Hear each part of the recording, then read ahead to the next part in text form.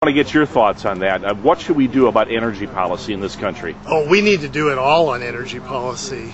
We are putting our national security at risk right now by being dependent on sources of foreign oil that are from countries that are anti-American, that don't want America to be successful.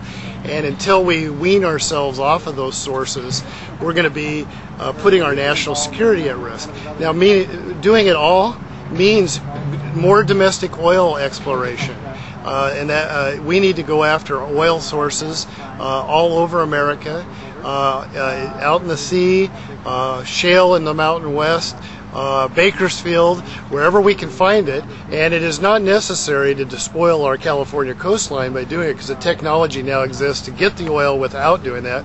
We need to do nuclear energy. We need to have hybrids.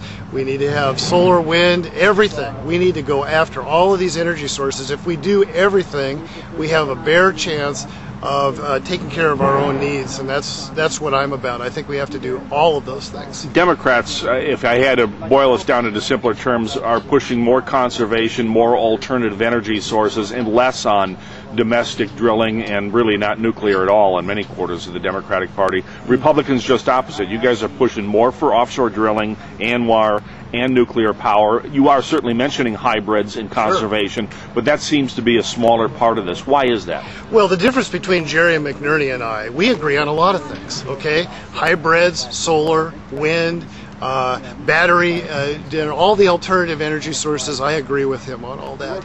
I agree that we should try to make our vehicles more efficient, okay? But if you do all of that, you're not even getting close to our needs. We have to drill for oil. And Jerry McNerney refuses to drill for new oil, new domestic oil exploration. He refuses to go after most of the energy sources. The problem with alternative energy and conservation, best case scenario, it would improve our needs for maybe 5% or 10% of our energy needs. It is not going to handle our near-term problems, and they're putting America's safety at risk by only doing those things. Now, in fairness, he says he is for some offshore drilling on existing leases. Yeah, the problem with the existing leases argument, it's a phony argument. The existing leases are being maxed out right now for oil exploration. Right now, if they can drill, they are drilling. The problem with it is Jerry's friends in Congress and these liberal environmental groups have sued and tied up these leases. Members of Congress, including Jerry McNerney, have made it more difficult to get permits on these existing oil leases.